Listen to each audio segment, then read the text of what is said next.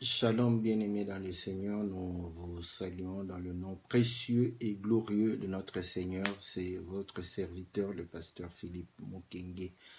C'est votre émission Louons l'Éternel, une émission qui vous est présentée tous les lundis à partir de 20h pour pouvoir réellement partager la parole du Seigneur sur base de cantiques. Que le Seigneur vous soit très favorable, que l'Éternel puisse réellement être la bénédiction de tout un chacun. Nous croyons à la grâce de Dieu, nous croyons à sa bonté, nous croyons réellement à sa miséricorde. Voilà pourquoi nous ne cessons d'élever ce Dieu qui nous accorde toute sa bonté, qui nous accorde réellement ses bienfaits, ses merveilles. Que Dieu soit élevé, exalté au-dessus de toutes choses, qu'il soit glorifié parce qu'il est le maître des temps et des circonstances, le Dieu qui nous donne ce moment pour pouvoir réellement communier ensemble, qu'il puisse réellement accorder à chacun selon réellement ses attentes, selon ses besoins, que Dieu puisse accorder à tout un chacun de nous toute sa grâce, parce que nous croyons qu'il veille sur nous comme la prunelle de ses yeux.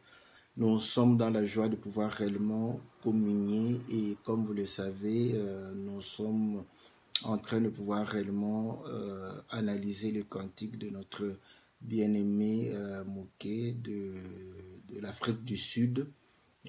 Et nous croyons qu'aujourd'hui, nous allons mettre un point-virgule par rapport à ce cantique pour prendre un autre cantique qui pourra nous permettre toujours de pouvoir partager la parole du Seigneur.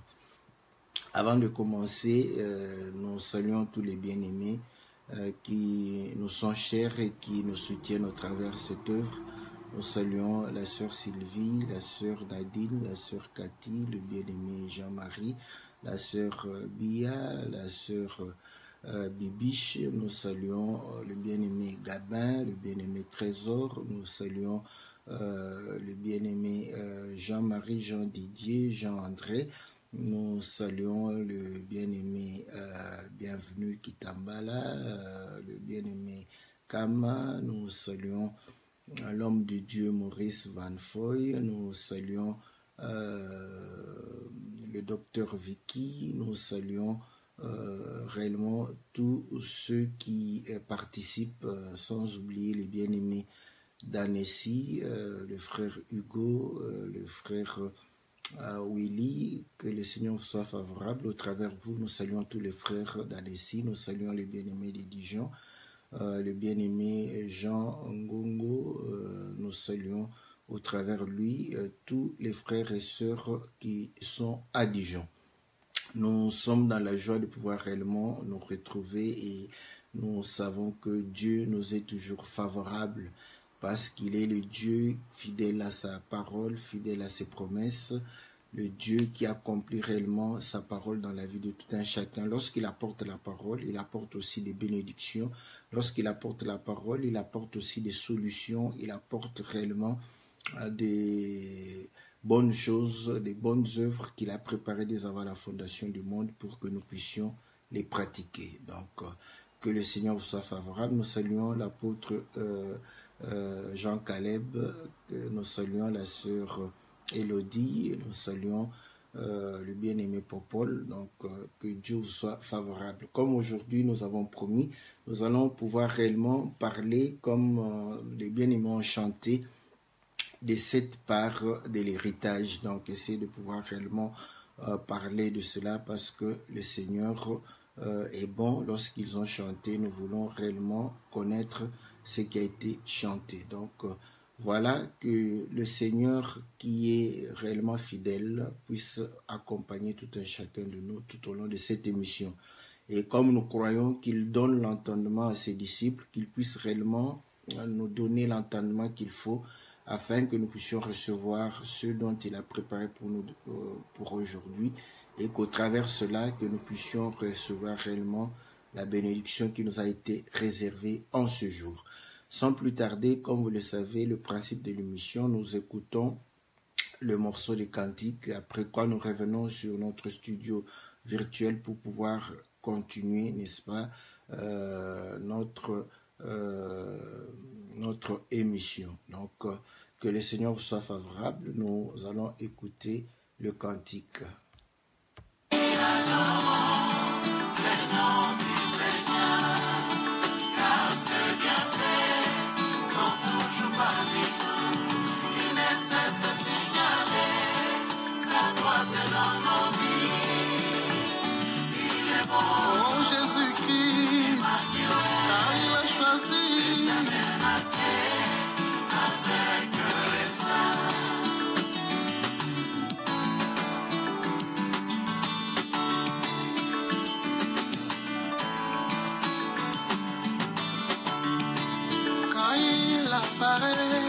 L'obscurité disparaît, sa lumière nous envahit, la joie du ciel inonde nos cœurs. C'est alors qu'il recevra la louange ferme de nos cœurs. Car le bien-aimé a fait la joie de son fiancé. Et adorons le nom du Seigneur, car ses bienfaits sont toujours parmi nous. Cesse de signaler sa droite dans nos vies. Il est bon, le Seigneur est bon. Emmanuel, il a choisi de tabernaculer avec les saints.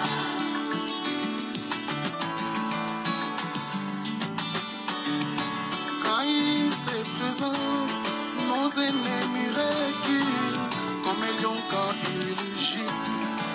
Rempli de terreur, c'est alors qu'il recevra la louange venant de nos cœurs.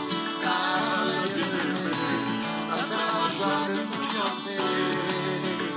Et adorons le nom du Seigneur, car ses bienfaits sont toujours parmi nous. Il ne cesse de signaler sa droite dans nos vies. Il est beau.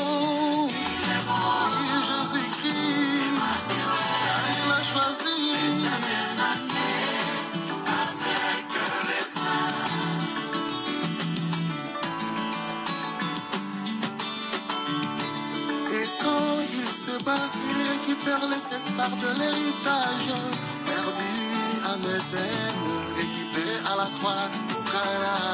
C'est alors qu'il recevra la louange venant de nos cœurs. Car le bien-aimé a fait la joie de son fiancé. Et adorons le nom du Seigneur, car ses bienfaits sont toujours parmi nous. Il ne cesse de signaler sa droite dans nos vies. Il est bon, Jésus est bon. Emmanuel, il a la vie. Il est bon, Jésus est bon. Emmanuel, j'ai la vie. Il est bon, la connaissance. Il a habité dans mon cœur. Il est bon, combat pour moi. Emmanuel, il fait ma cause. Il est bon.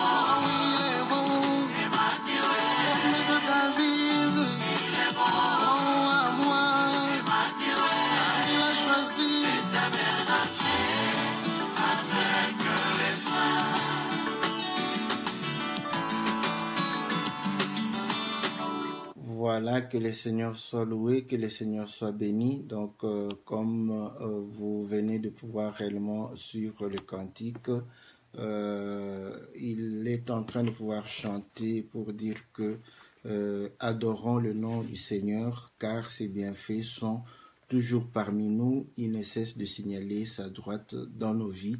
Il est bon, Emmanuel, car il a choisi de tabernacler avec les saints. Donc voilà pourquoi il dit quand il se présente, nos ennemis reculent comme un lion quand il rugit.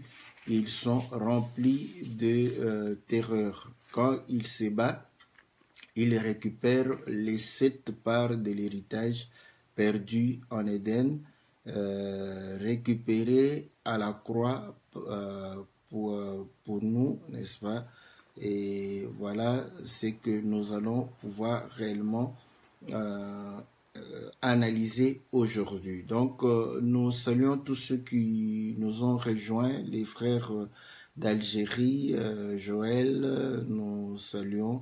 Et nous saluons la sœur Nirina, Nathalie, que le Seigneur vous soit très favorable. Donc, que Dieu puisse réellement vous accorder tout ce dont vous avez besoin. Donc, comme vous le savez, nous allons lire des écritures qui vont pouvoir réellement permettre, parce que lorsque les bien-aimés chantent, ils chantent l'enseignement, comme nous avons toujours exhorté de chanter l'enseignement, et parfois ils prennent des écritures par-ci par-là, mais il y a une écriture qui pourra mettre en évidence la pensée de manière assez claire. Voilà pourquoi nous allons lire dans le livre de Josué, n'est-ce pas?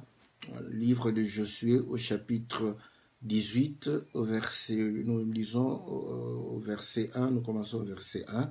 Toute l'assemblée des enfants d'Israël s'est réunie à Silo et ils y placèrent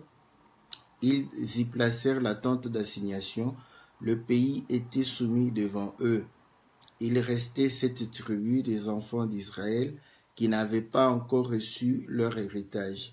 Josué dit aux enfants d'Israël, « Jusqu'à quand négligerez-vous de prendre possession du pays que l'Éternel, le Dieu de vos pères, vous a donné?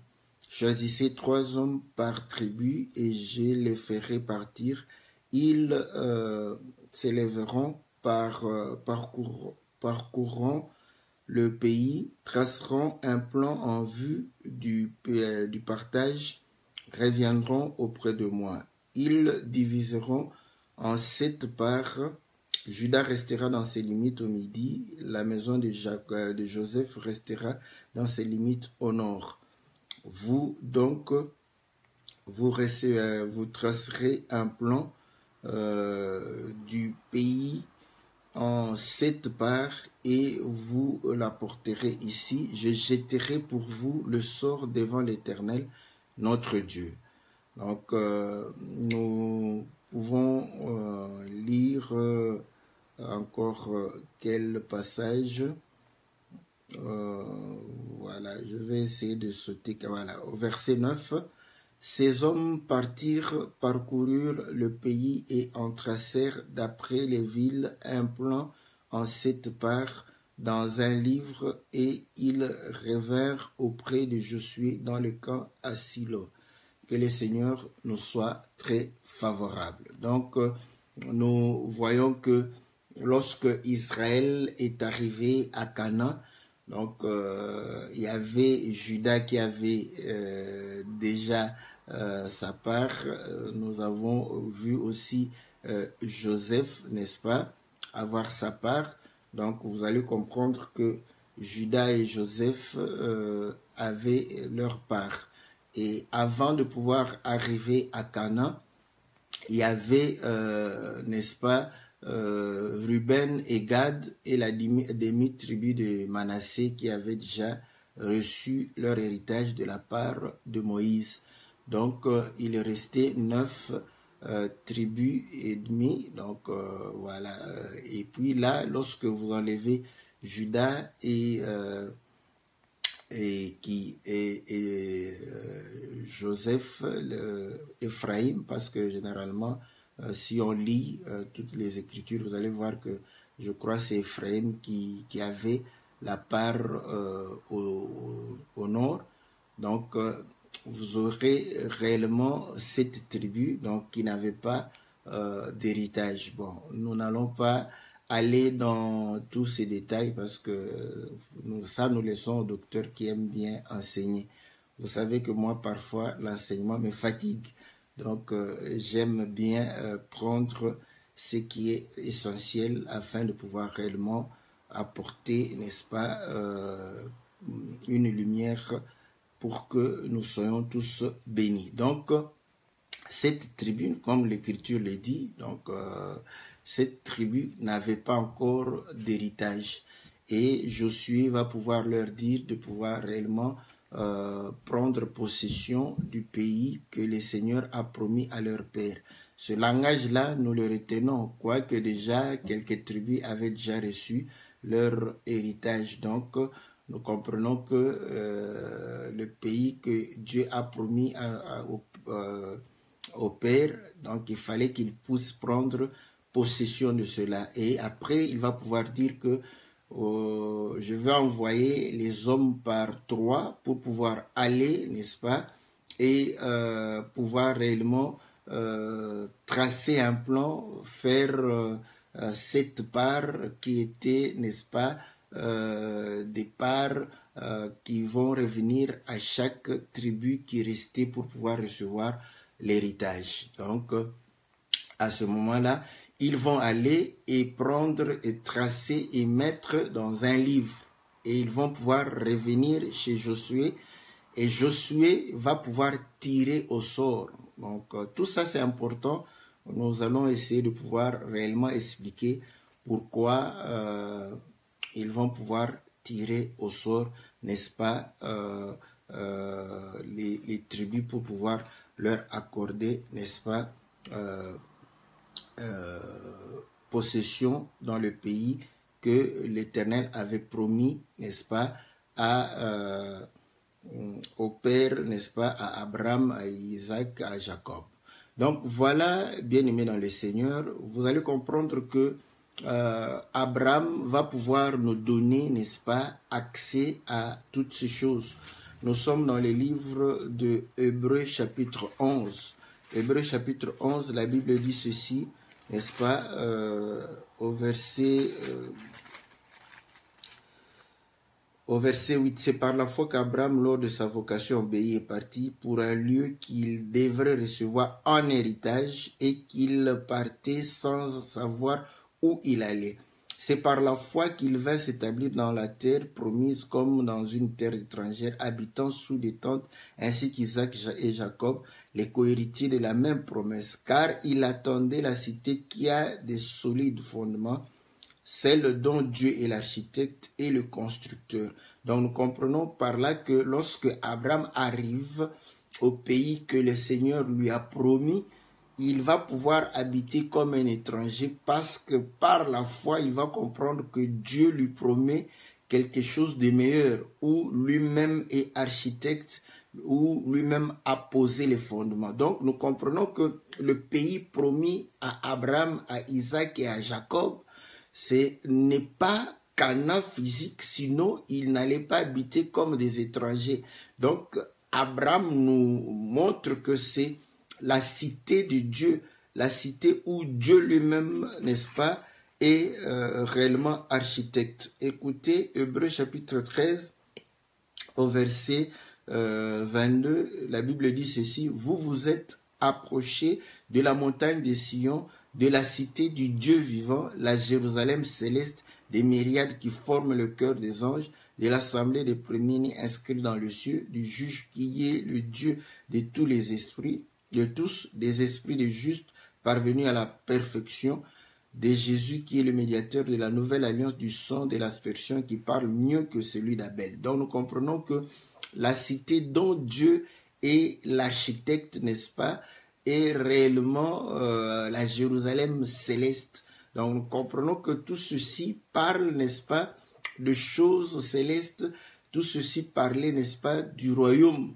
de Dieu, parce que là où Dieu est lui-même architecte, c'est réellement dans son royaume. Donc le pays promis à nos pères, le pays qui a été promis à Abraham, à Isaac, à Jacob, parlait, n'est-ce pas, de la cité de Dieu, parlait du royaume des cieux, parlait réellement, n'est-ce pas, de choses qui concernaient réellement le siècle à venir.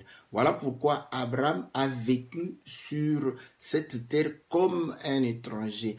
Et ainsi aussi nous, comme étant fils d'Abraham, nous devons aussi marcher sur cette terre ici comme étant des étrangers.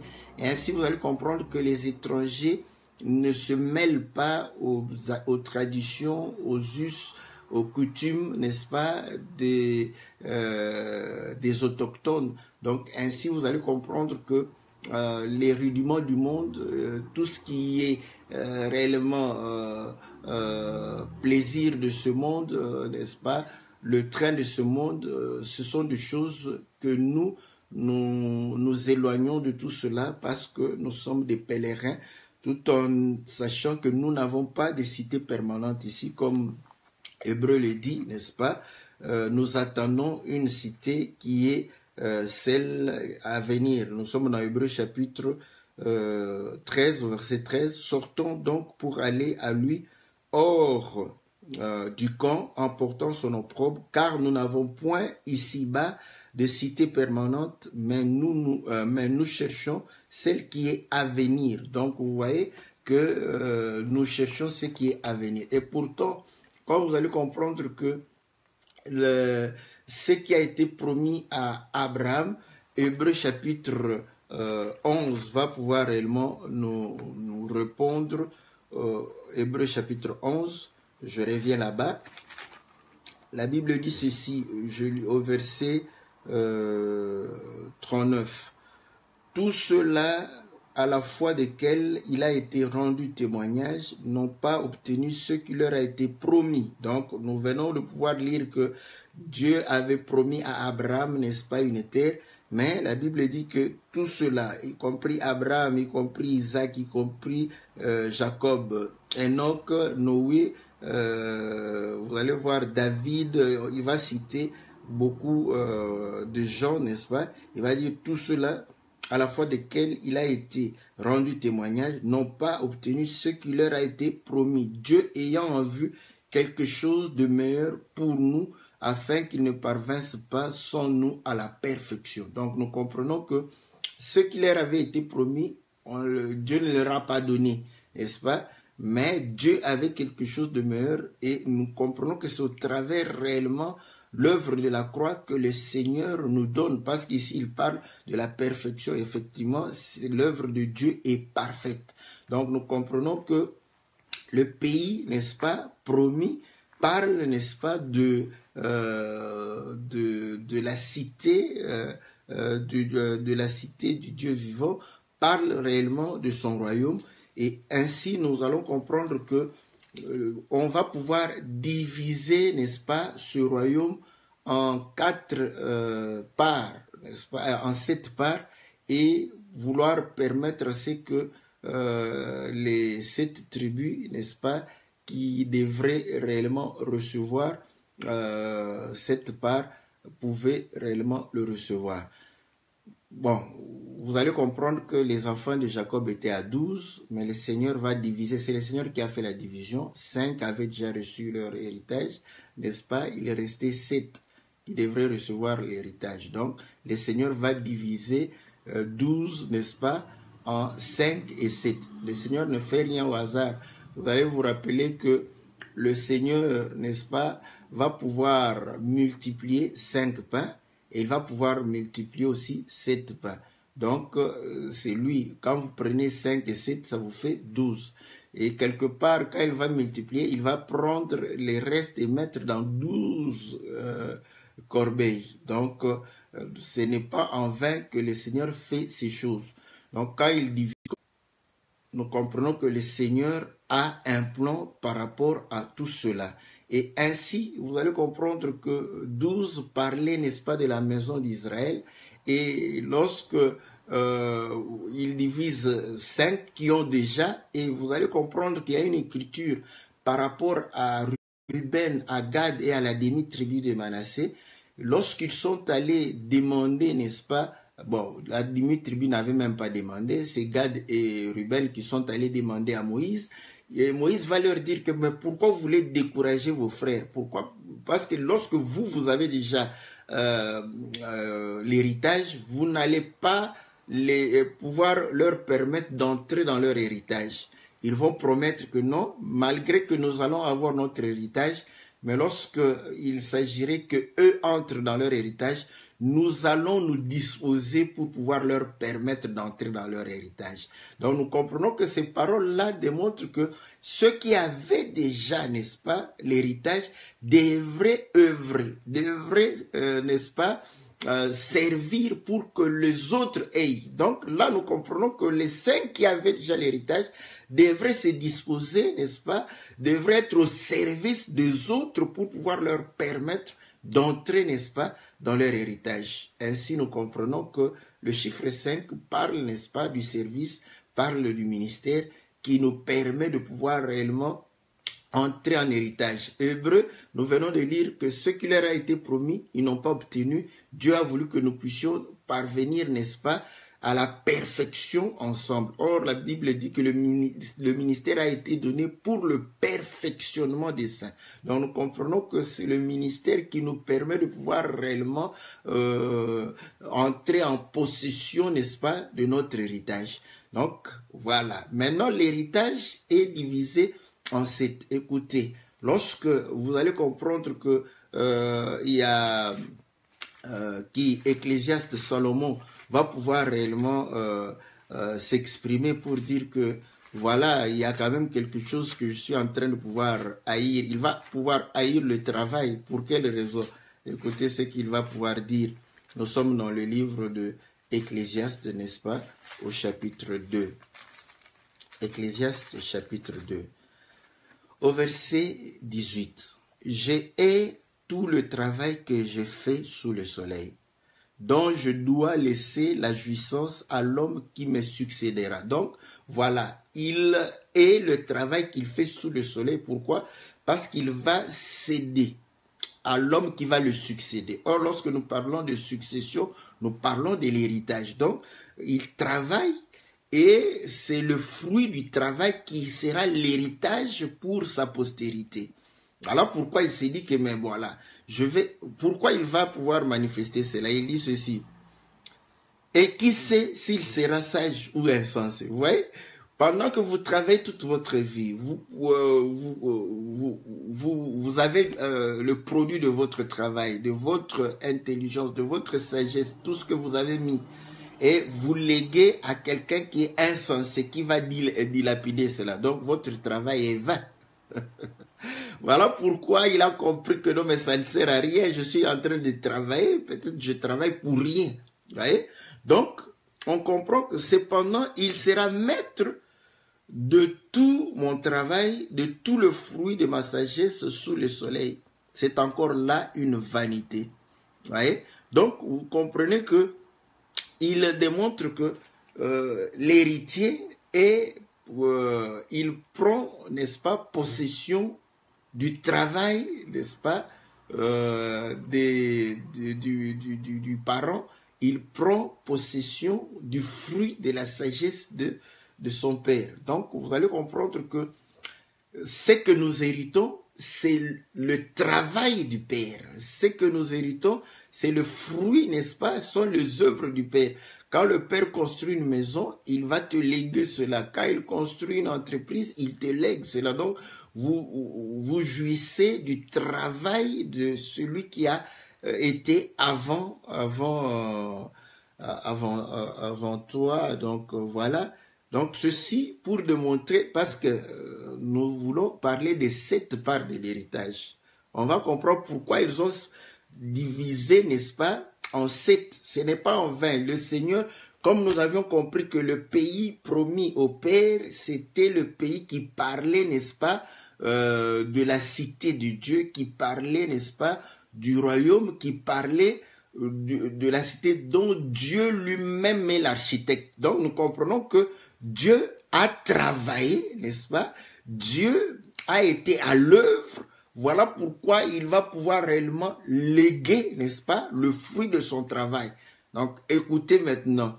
Là, vous allez comprendre maintenant que lorsque nous avons vu Dieu à l'œuvre, vous allez comprendre que Dieu va travailler, n'est-ce pas, pendant 7 jours. Quand il va pouvoir créer, il va créer pendant 7 jours. Donc nous comprenons pourquoi. N'est-ce pas, le pays, Dieu ne fait rien au hasard. Donc, Proverbe le dit, je crois, Proverbe 16, verset, je crois, 4, si je ne me trompe pas. Attendez que je vais pouvoir, ça c'est parmi les versets qu'on lisait tout le temps. Je commence à oublier ça parce qu'en fait, on ne voulait pas aussi en faire un petit slogan. Donc, Proverbe 16, verset 4. L'Éternel a tout fait pour un but, même le méchant pour le jour du malheur. Donc, ce que l'Éternel fait, c'est toujours pour un but. Donc, quand le Seigneur a permis à ce que 5 puissent réellement avoir l'héritage et que Seth n'ait pas l'héritage, ce n'était pas en vain, c'était pour un but. Et le but, c'était de pouvoir réellement permettre à ce que les territoires qui devraient leur être échus puissent réellement être divisés en 7 parties. Lorsque c'est divisé en 7 parties, écoutez maintenant, les 7 tribus qui restaient, n'est-ce pas, on divise, on amène le plan, on met dans un livre, on donne à Josué. Maintenant, quand Josué prend les livres, il ouvre, il prend la première part, revient à qui? Il ne sait pas. Vous voyez? Deuxième part, revient à qui? Il ne sait pas. Donc, vous allez comprendre que le livre qui a été réellement édité, n'est-ce pas, contient 7 parts de l'héritage, mais 7 parts qui sont des parts inconnues parce que Josué ne savait pas quelle part devrait revenir à telle tribu. Donc, ceci est important. Nous rentrons d'abord pour comprendre que l'héritage, c'est le travail du Père.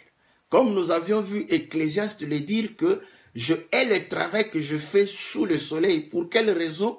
Je veux pouvoir céder cela à celui qui va me succéder. Mais cependant, je ne sais pas s'il sera sage ou insensé. Là, quand il comprend que si c'est un insensé, donc tout le travail qu'il a fait va pouvoir être vain.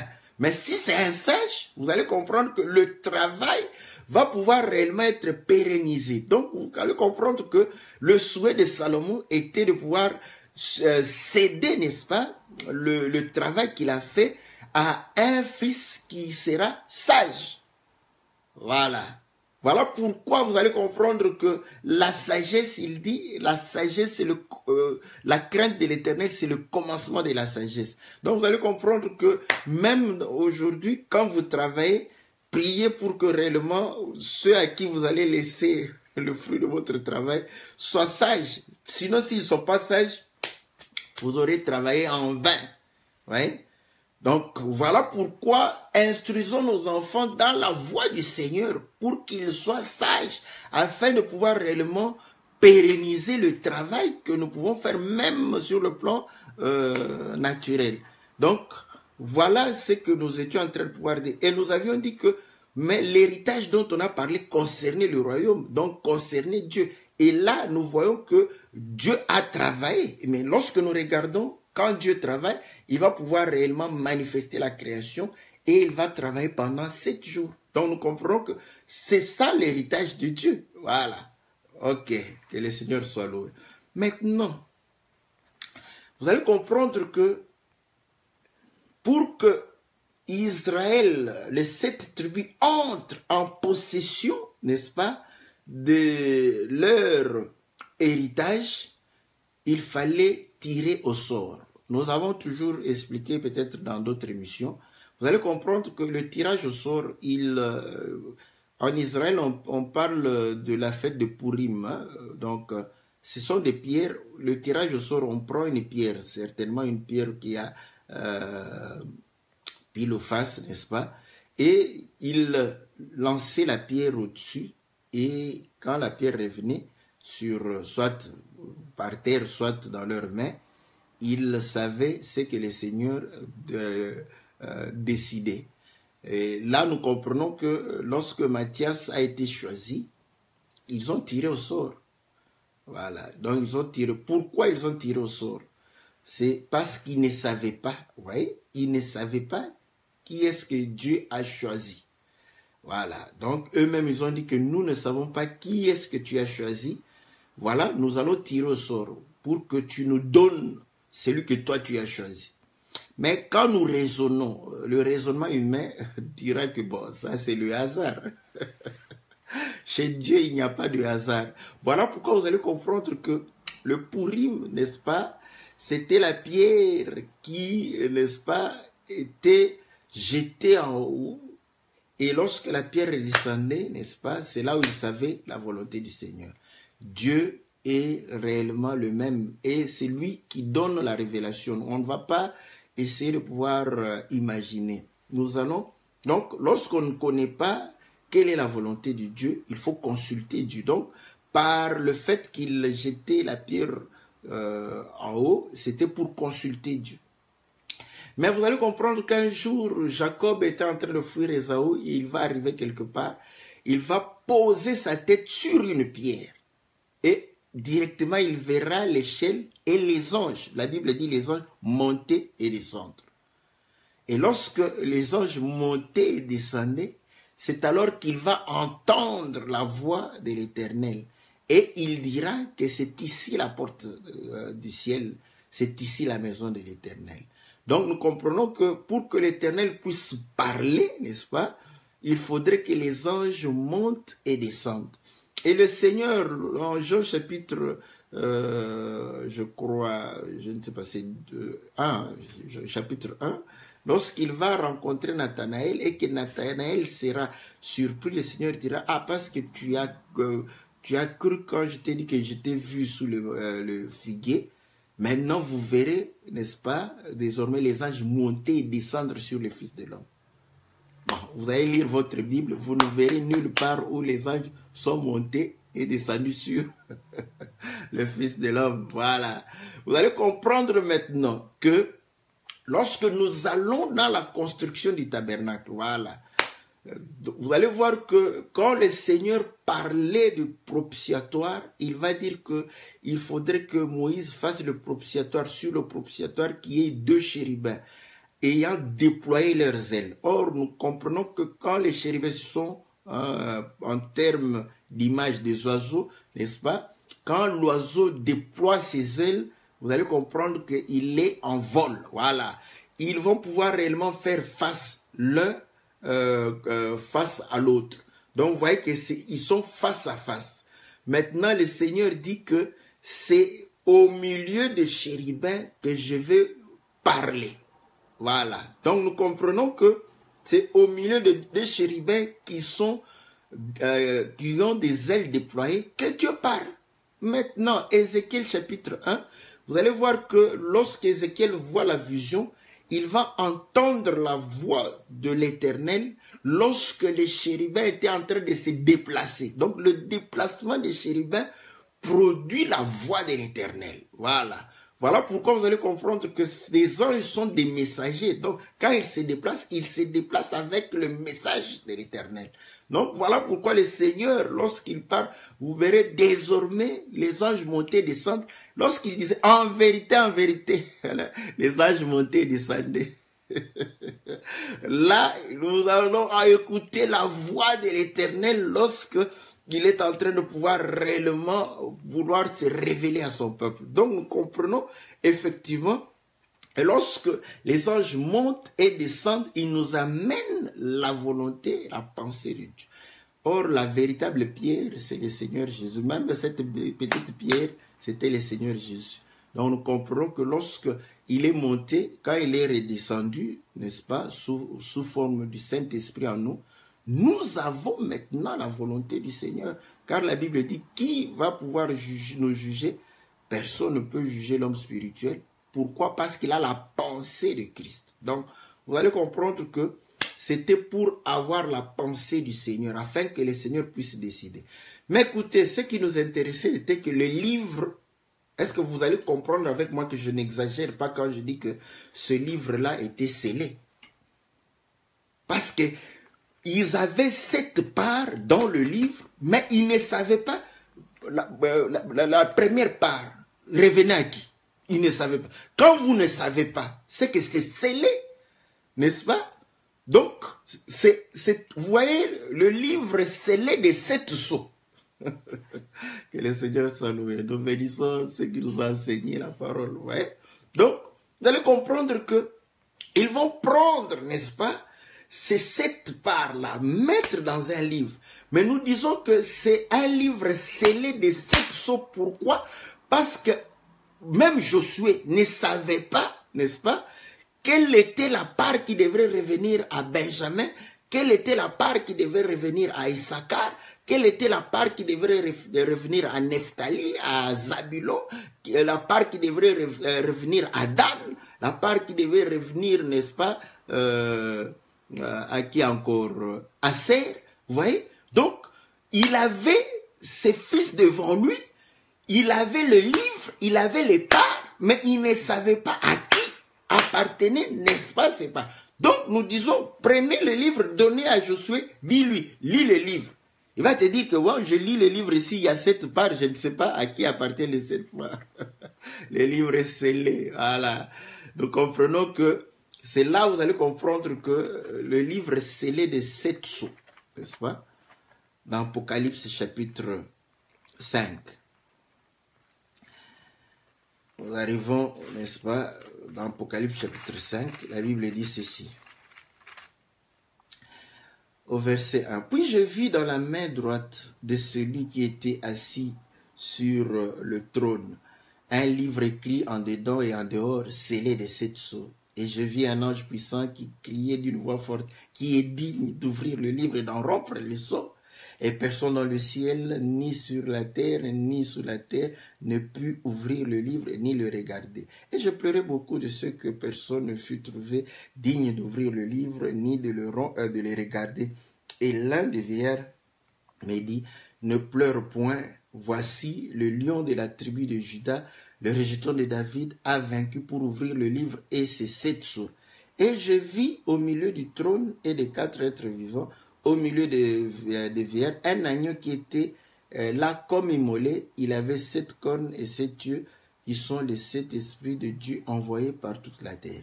Il vint, il prit le livre de la main droite de celui qui était assis sur le trône.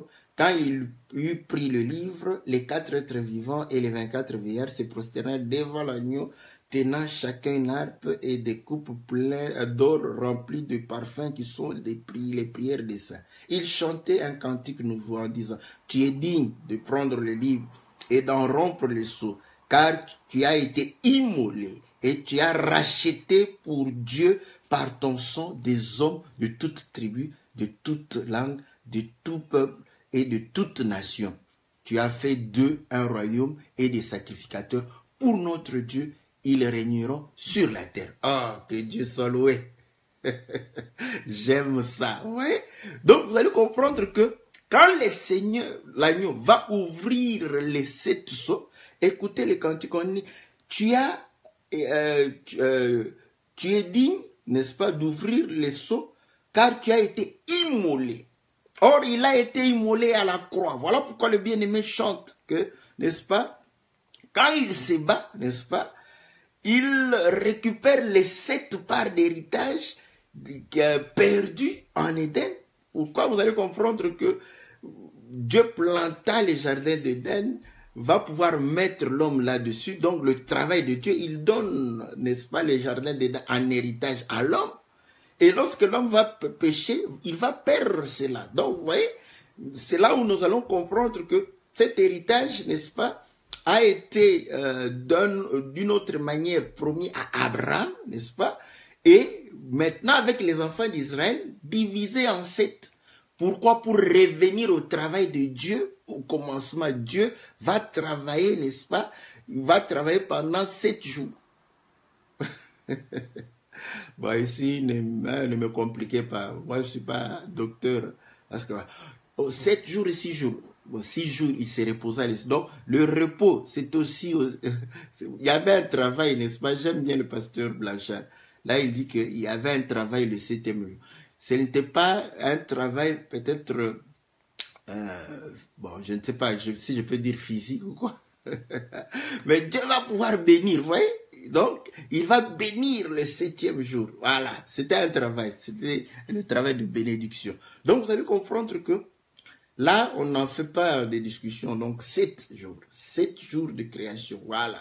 Donc, vous allez comprendre que ceci démontre qu'il va pouvoir donner à l'homme, il dira, tu vas dominer sur tout, voilà, sur tout ce qu'il a créé, tout ce qu'il a manifesté. Donc, il a donné ça en héritage à l'homme. Et quand l'homme a péché, il a perdu toutes ces choses. Voilà pourquoi il chante que nous l'avons perdu en Éden, n'est-ce pas? Il le récupère à la croix. Pourquoi? Parce que vous allez comprendre que c'est grâce à cela, parce qu'il a été immolé. Voilà pourquoi il a la capacité de pouvoir rompre les 7 sceaux. Et la Bible dit, n'est-ce pas, et il a fait, n'est-ce pas, de nous un royaume et des sacrificateurs pour Dieu. Voilà. Donc, nous avons maintenant accès au royaume pour pouvoir servir ce Dieu.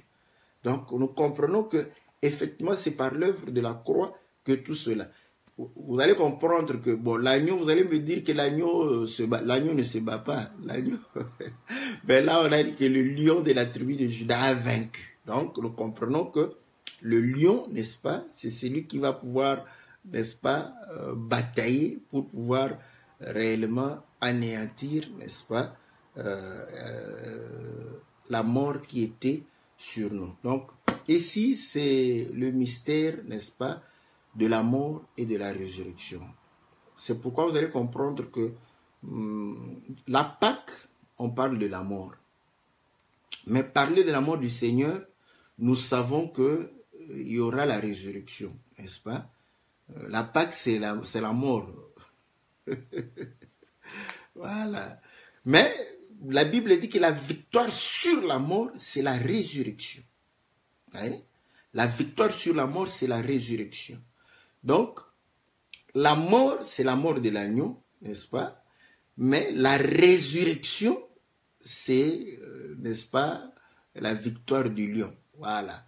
Donc, parce qu'il a vaincu la mort, voilà. C'est comme ça qu'il va sortir, n'est-ce pas, du tombeau. Parce que le lion, c'est la force, n'est-ce pas? L'agneau, c'est la faiblesse. Il est mort à cause de sa faiblesse, n'est-ce pas? La Bible le dit dans 2 Corinthiens. Mais s'il ressuscite, c'est à cause de sa puissance, de sa force. Comme là, vous allez comprendre que c'est le lion, n'est-ce pas, qui lui permet de pouvoir sortir, n'est-ce pas, du tombeau. Nous ne sommes pas là. Nous laissons ce droit au docteur de pouvoir réellement nous amener dans toutes ces choses. Nous en parlons, n'est-ce pas, pour que vous puissiez comprendre et saisir. Donc là, nous comprenons que les 7 parts, n'est-ce pas, parlaient de la création. Or, la création, écoutez ce que la Bible dit. Nous sommes dans le livre de Romains, chapitre, n'est-ce pas, chapitre 1. Chapitre 1 au verset 20. La Bible dit, je commence même au verset 18. La colère de Dieu se révèle du ciel contre toute impiété et toute injustice des hommes qui retiennent injustement la vérité captive. Car ce qu'on peut connaître de Dieu est manifeste pour eux. Dieu le leur ayant fait connaître, en effet, les perfections invisibles de Dieu, sa puissance éternelle, sa divinité se voient comme à l'œil depuis la création du monde. Quand on les considère dans ses ouvrages, ils sont donc inexcusables. Donc voilà, vous allez comprendre que Dieu a pris, n'est-ce pas, sa divinité, il a pris ses perfections, il a pris sa puissance et va pouvoir réellement le sceller dans la création. Maintenant, c'est là où vous allez comprendre maintenant que lorsque le Seigneur, au travers l'œuvre de la croix, il nous permet, parce que là, le livre n'est plus scellé, le livre va pouvoir être ouvert, les sceaux seront rompus, afin que nous ayons, n'est-ce pas, ce que Dieu avait caché, n'est-ce pas, c'est ça notre héritage. C'est là où nous disons que cet héritage, nous commençons déjà, n'est-ce pas, maintenant. Si tu ne commences pas maintenant, comprends que toi, tu seras surpris. Donc, vous allez comprendre que Dieu va pouvoir réellement, n'est-ce pas, rompre ces sceaux pour que nous puissions entrer en possession. Comment tu sauras que cette portion m'appartient? Si, n'est-ce pas, la pierre n'était pas montée et redescendue.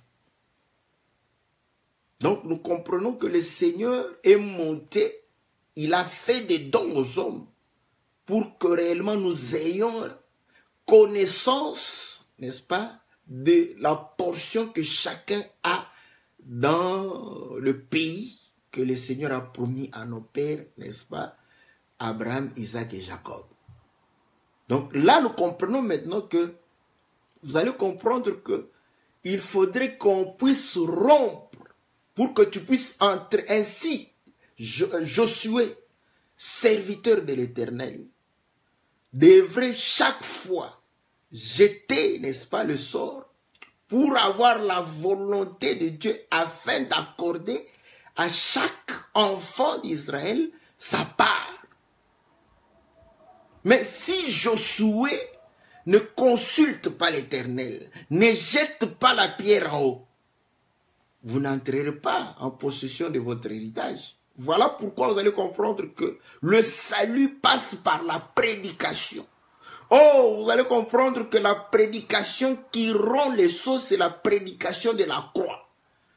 Ainsi, vous allez comprendre que ces écritures étaient scellées. Mais ces écritures, c'est ce qui a fait réellement le corps du Seigneur. Écoutez, la parole, n'est-ce pas, c'est faite chair. Donc, quand vous lisez la parole, cette parole s'était faite chair. Et à la croix, nous comprenons que c'est là où, n'est-ce pas, les sceaux ont été brisés. Dans le rouleau, il est question de mots. Donc, il faudrait que le Seigneur puisse briser les sceaux. C'est la même. Voilà pourquoi, quand personne n'était capable de rompre les sceaux, la vie n'était pas donnée. Jean pleurait. Parce qu'il y avait la mort. Vous voyez? Donc, vous allez comprendre que c'est au travers de l'œuvre de la croix. La croix, n'est-ce pas, c'est là où nous comprenons que la vie qui est dans l'animal nous est donnée. La vie qui est réellement en Christ Jésus nous est donnée. Car il dit qu'il n'y a pas plus grand amour de donner sa vie pour ses amis. Mais la vie du Seigneur, c'était quoi? C'était, n'est-ce pas, c'est la lumière de la parole. Au commencement était la parole, en elle était la vie. Cette vie est la lumière des hommes. Donc vous allez comprendre que si tu n'es pas éclairé par rapport à la parole du Seigneur, tu n'entreras pas dans l'héritage. Tu n'auras pas l'héritage. Le livre sera scellé. Toi, tu sauras. On va te dire que tu vois, là, tu vas désirer, parce que charnellement parlant, tu vas désirer, n'est-ce pas, la plus grande part, n'est-ce pas, du territoire. Tu vas dire, ah, moi, j'aimerais avoir cette part ici, cette grande. Mais comment avoir ça?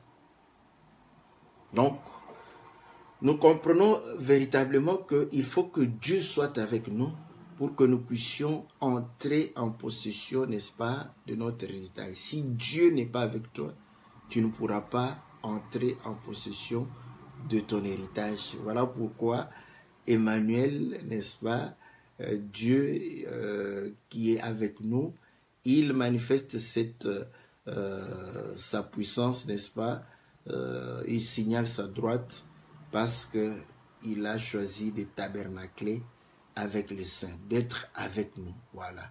Et ainsi, vous allez comprendre que Dieu avec nous, nous ferons des exploits. Si Dieu est pour nous, qui sera contre nous? Ça ne doit pas être des slogans, ça doit être une vie. Sache que si Dieu est avec toi, si tu as la parole avec toi, tu agis conformément à la parole, personne ne sera contre toi. Certainement, Dieu va pouvoir te donner la victoire en toutes choses pour la gloire de son nom, dans le nom puissant et glorieux de notre Seigneur Jésus. Voilà, bien-aimés dans le Seigneur, ce que nous pouvions dire avec la grâce que le Seigneur nous a accordée, n'est-ce pas, par rapport à ce paragraphe, n'est-ce pas, du cantique, où nous comprenons que Dieu nous fait grâce pour que nous puissions, n'est-ce pas, revenir. Parce que là, le chiffre 7, c'est la perfection, vous voyez. Donc, Dieu nous a fait grâce pour pouvoir revenir, n'est-ce pas, parvenir à la perfection. Et c'est au travers du ministère que Dieu, n'est-ce pas, nous fait cette grâce-là. Voilà, que le Seigneur vous soit favorable. Donc, mercredi, nous allons nous retrouver par la grâce du Seigneur. Si réellement Dieu nous fait grâce, nous allons nous retrouver. Donc, nous allons parler contraception et parole. Donc, est-ce que Dieu s'est tu par rapport à la contraception? Le problème, c'est ça. Je vais chercher l'écriture parce que j'aime bien cette écriture-là où on a dit « Cherchez, aucun ne pourra manquer. Tout est là. » Je vais pouvoir chercher cette écriture-là. Là, on va commencer par là pour dire que quand nous cherchons, tout y est.